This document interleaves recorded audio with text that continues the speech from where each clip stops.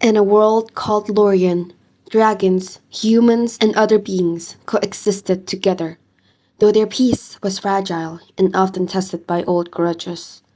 Humans reigned in a place called Kiata, where magic was feared and tightly controlled, whereas the dragons dwelt in Ailong, the realm of dragons. Kiata was the kingdom ruled by Princess Shiori Anma, who had inherited the throne after the death of her stepmother, Raikama. Raikama had been a mysterious figure tied to the dragon world. On her deathbed, she made her promise to return a cracked, cursed dragon's pearl to its rightful owner.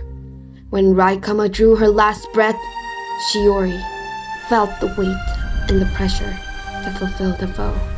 She was now a ruler, engaged to Prince Takan, the kind and steady prince of the Horse Lord, and responsible for protecting her brothers and her people.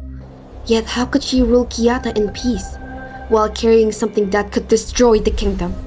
Because of this promise, she set out for the Dragon Kingdom of Ailong, an underwater realm filled with powerful dragons and fraught dragon politics. When she finally reached the dragon realm, she discovered a breathtakingly beautiful world. But it was also a place of strict rules, ancient laws, and deep suspicion towards humans. Dragons had long memories. They remembered the cruelty of the Crane Emperor, Shiori's late father, and the wars that had scarred their realm. When they saw Shiori, they saw the daughter of a tyrant. Many dragons called her Child of the Crane and eyed her with cold distrust. Some whispered that she had come to steal more dragon magic. Others believed she would bring destruction to Ailong, just as her ancestors had.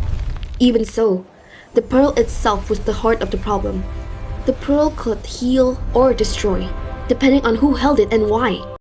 At first, Shiori tried to handle everything alone. She used her forbidden magic only in secret, afraid that they would see her as a threat and imprison or even kill her. But the more she tried to control everything, the more the world seemed to slip from her grasp.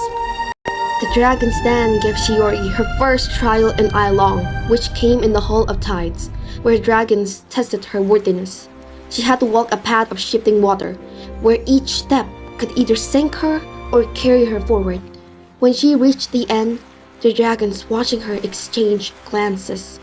For the first time, some of them began to doubt their first judgment of her. After that, Shiori faced a second trial, the Court of Whispers. The dragon questioned her about the past, about her motives, about her family.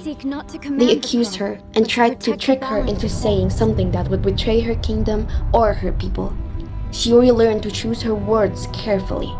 She did not lie, but she did not reveal anything either. She balanced honesty with strategy, and slowly, some of the dragons began to see her, not as a spoiled princess, but as a leader with courage and heart. Meanwhile, the pearl continued to test her. Its magic sometimes twisted her emotions, making her doubt Takan or fear that returning it would destroy Kiata. But she chose to face the fear instead of running. The final confrontation came in the heart of Ailong, in the chamber where the realm's oldest magic flowed like a river. There, Shiori stood before the dragon, who was the pearl's true owner. For a long moment, neither of them moved. She stepped forward, placed the pearl into the dragon's claw, and said, "It was never yours to steal, and it was never mine to..." As the dragon touched the pearl, cracks in its surface began to close, and the curse that had twisted fate and magic slowly weakened. The chamber trembled, but the destruction did not come. Instead, the magic that had once been a weapon began to mend the old wounds between humans and dragons. In the end, Shiori not only returned the pearl, but also helped rebuild trust between humans and dragons. In Kiata, word of her journey spread, and people began to see dragons as beings with their own grief and hopes.